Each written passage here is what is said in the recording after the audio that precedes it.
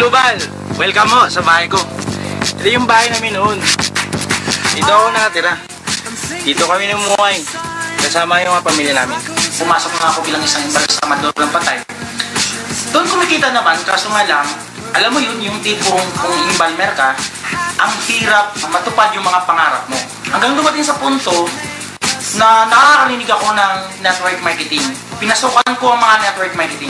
Walang nag-success. Hindi ako kumikita. Hanggang dumating sa punto na sabi ko sa sarili ko, ayaw ko na mag-networking. Pero na may isang taong nag-introduce sa akin, si Upline Joey Guillermo. Sinabi niya sa akin, itry ko ang AIM Global. So sinubukan ko ang AIM Global. After 3 months, doon, nagkakaroon ng pagbabago. Nakapagpalabas ako ng Montero Sport. After 1 year and 3 months, nagdagdag ako ng isang sasakyan. Yung dito, so 1.6 million. Ang daming nagtataka, ang daming nagtatanong, baka karnapper daw ako. Tinuloy-tuloy ko pa. Yung dating walang-wala, yung dating nahirapan ako kung saan ako makatulog, kahit saan ako tiga. Guys, ang sarap pag matupad mo na at mapatayo mo ang sarili mong bahay. Ang sarap kung galing talaga sa iyong pinaghirapan.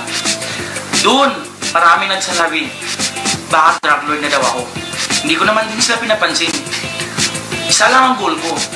Hindi ko na kailangan ibalik at ipaparamdam sa aking mga anak ang nararamdaman ko noon.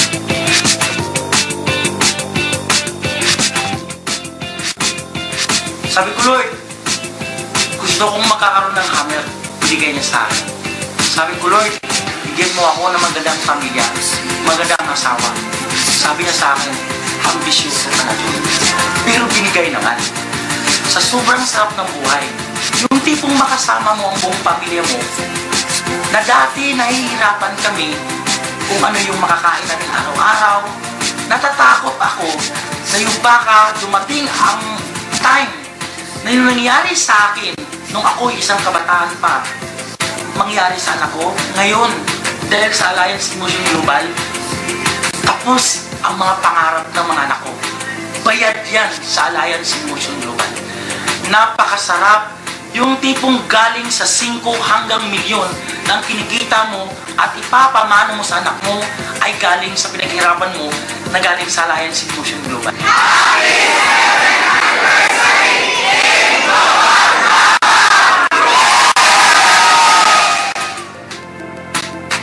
Binigyan niya ako ng isang lalaking anak. Napakagwapo. Manang-mana ko, amen. Joke.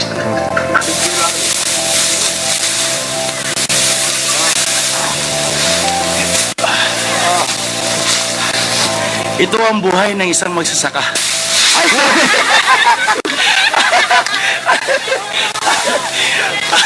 Napalpak! Ulit. Let's all welcome Mr. June Agaraw! Good morning, AIM Global! Happy 7th anniversary sa inyo lahat! Lahat na gustong yumaman, pumalakpak! Ako po si June Agaraw. Ako yung pang-Tracy na anak ng pinakamabait ng mga magulang. Actually, that time kasi yung mga magulang ko kasi mahilig kasi sa kasa, kaya dumadami kasi tulad ng mga kasagingan, kasagbutan, kakahuyan. Kaya dumadami kami mga anak. Iwan ko ba bakit sa kanila? Kasi after ng pinanganak yung pang-10, saka pa sila nag-family planning. Yung pang-11 pinanganak siya kondom, yung pang-12 kalendar, ako withdrawal. Kaya pasensya ako kung ganito yung mukha ko kasi wini-withdraw lang. Huwag ko kayo masyadong batawa, baka yung nasa likuran mo, abortion yan, pinagbigyan lang kayo na buhay. Now, ladies and gentlemen, dahil sa hirap ng buhay, ako ay isang estudyante bilang isang working student. Alam na pag working student, nahihirapan ko, kaya hindi ako graduate. Pag hindi ka graduate, pag mag-apply ako ng trabaho, 3 requirements ang hanap sa akin. Lalo na pagkaharap mo yung HR, lahat sinasabi puro English, wala ka maintindihan. So sa 3 requirements na yun, hinapan ako ng good grades. Paano ako magkakaroon ng good grades? Bagsak na bagsak nga ako. Pangalawa, hinapan ako ng with experience. Paano ako magkakaroon ng experience? Hindi nga ako matanggap-tanggap. Pangatlo, hinanapan ako ng with pleasing personality. Ako daw may personality pero walang pleasing. Ang sakit magsalita. Parang doon ako nagsisimulang nagtanong, naniniwala ba kayo na may taong pangit? walang taong pangit. Kasi kung niwala ka may taong pangit, bakit may mga taong mukhang kabayo?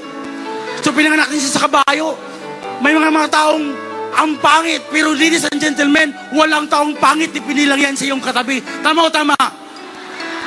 Kaya in the book of Genesis, di ginawa ng Diyos ang tao, sabi ng Diyos, gagawa ko ng tao kamukha ko. Kaya kung anong mukha ng katabi mo ngayon, yan ang mukha ng Panginoon. Amen? Kaya titingnan mo ngayon ang mukha mo ngayon. Now ladies and gentlemen, nung hindi ako natanggap, umalis ako. Hindi naman ako mukhang sang milbe para maging choosy sa pagtrabaho. Tama o tama? Kaya ang ginawa ko, pumunta ako sa bar pa, yung baryo patay. Yung when you get in, you'll never get out. Pumasok ako bilang isang imbalsamador ng patay. Ladies and gentlemen, may purpose ang lahat. Bakit? Doon natutunan ko na ang tao pala, you have to live your life to the fullest. Bakit? Wala na hong networking sa langit. Tama o tama? Kaya kung ikaw ay negatibo ka ngayon, hindi ka na makapasok sa langit dahil bawal ang negatibo sa langit. Pero may purpose ang lahat. Bakit? Lahat ng patay, nung ako'y naging balmer pa, lahat ng parte ka ng katawan, lalo na sa babae, kitang-kita ko na pwede ko pang mahawakan. Pero, ladies and gentlemen, kayo makikita mo mga babae ngayon, naku, halos cover to the max pa kayo. Bakit ho? Pag mamamatay kayo, walang kakwinta-kwinta yan. Yung una kong in-embalm, napakaganda ho. 16 years old, napaka-flawless, puting-puti. Hindi na ako virgin kasi rape ho ang kaso. Nung hinubaran ko, sabi ko, shit, ang ganda! Siyempre, first time ko makakita. Kaya ladies and gentlemen, kung makita mga babae ngayon, halos cover to the max pa kayo. Pero pag matay kayo, naku, walang kakwinta-kwinta yan. Kami lang mismo makakakita niyan. Kaya kung ako sa inyo, ngayon pa lang, pakita nyo na yan. Wag muna wag muna. Sa buhay, sa hirap ng buhay bilang isang imbalsamador, 50 pesos lang ako kinikita namin bawat patay. Ordinaryong patay ho. Galing sa ospital, tatawagan kami. May patay dito, yun kunin nyo. Tatanungin mo na kami, anong kinamatay? Stroke. Naku, 50 lang yan. Pero pag nabaril, 200 kami dyan. Pag nasaksak, 200. Pero pag nasabugan ng granada, kikita kami hanggang 1.5. Kaya mas paborito namin pag nasabugan ng granada kaysa na baril. Tama. Kasi kikita kami dun eh. Tulad nung nangyari sa Sabah, halos mga tao dun, halos nananalangin, Panginoon, itigil mo ng bomba. Pero kami, Panginoon, bomba pa, bomba. Bakit? 1.5 kami ng 1.5. Hanggang dumating sa punto, sawang-sawa na ako sa kahirapan. Sabi ko, papasukan ko ang networking. June 8 of 2009, inintroduce sa akin ng aking upline, Jogi Guillermo. Sabi sa akin, titingnan mo ito. Walang mawawala sa iyo kasi dati ka nang walang-wala. Nung pinasukan ko ito, ang daming discrimination. Pero hindi ako tinitingnan sila. Tinuloy-tuloy ko. Unang sasakyan, Montero. Pangalawa, Tucson. Pangatlo, Hammer. Sabi ng mga tao sa amin, karnaper yan. Bakit? May 3 sasakyan. May pangit na bahay. Pinagiba ko yung bahay ko. Pinatayo ko nun sa loob lamang na 3 araw. Natayo naman. Worth 4 million. Ang sabi ng mga tao, drug lord talaga yan. Mga kaibigan, nung nag-hammer na ako, ang sarap ng buhay. Yung tipong habang sinusundo mo, hatid sundo mo ang mga BOD sa isang hotel, na yung tipong gusto mo mag-park, nasabihin mo, guard, mag-park ako. Sabi ng guard, kaninong sasakyan yan? Sabi ko, akin. Sabi niya, we.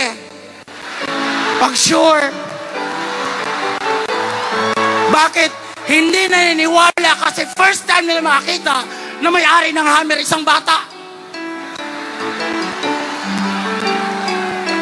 Kaya lahat na andito ngayon, sa mga taong andito ngayon, wag na wag kayong titigil hanggat hindi nyo pa nakuha ang lahat ng pangarap nyo sa buhay. Kung ikaw ay napagod ngayon, wala ka pang karapatang mapagod, wala ka pang karapatang mapuyat, at wala ka pang karapatang magpahinga. Hanggat andito ang M Global, sasamahan natin sila hanggang sa dulo ng walang hanggan. Magpakalayman, till death do us part. Please be careful with my heart. Amen. Dahil lahat ng pawis, pagod at puyat, bayad yan dito sa Alliance.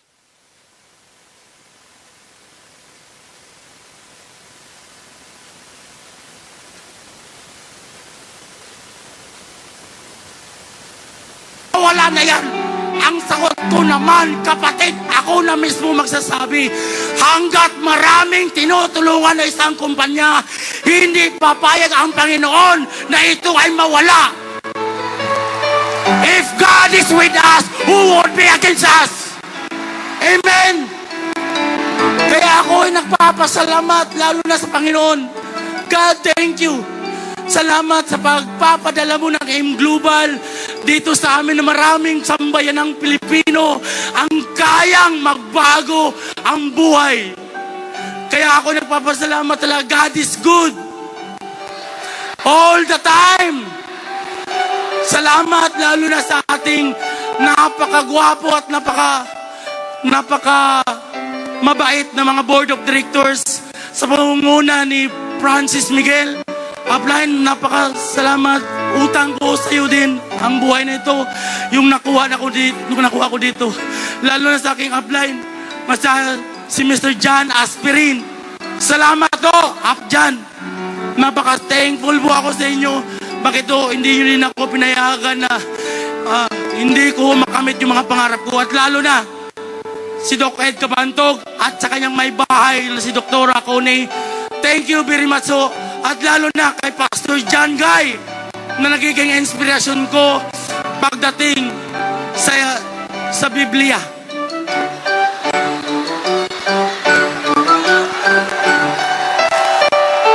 Salamat din sa mga tatlong training team na hindi ko na talaga makakalimutan na parang kapatid ko na din. Si Brother Arnel, si Brother June, Ernesto, at si Upline Georgine. Salamat na salamat sa inyong lahat. At lalo na sa mga mababait na mga SB, sa mga katulad ko mga Speakers Bureau, salamat sa inyong lahat. At lalo na sa mga taong naging inspirasyon ko, ang UMA International. Salamat sa inyong lahat. Utang ko sa inyo kung anong narating ko ngayon. Ladies and gentlemen, ako lang nagsasabi, salamat sa inyong lahat. Wag na kayong titigil. Ako na nagsasabi, kung ano ang narating ko ngayon, mas hihigit pa ang marating nyo ngayon. Also, I would like to acknowledge to our friends and English. Thank you for being with us. I hope you're enjoying with me and with us. I'm sorry because I have unlimited edition in English. Thank you. English is good but we need cash. Good morning. To God be all the glory.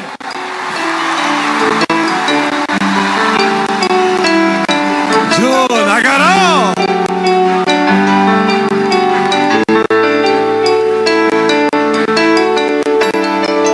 Wala pa kayo mga kamay! Ibang klase. Ako napagod eh. Parang Grabe. diesel eh. Once again, palakpakan natin, Fermin Agarao Jr. Ah, Fermin ba? Yun ang totoong pangalan niyan, Fermin Agarao Jr. June Agarao.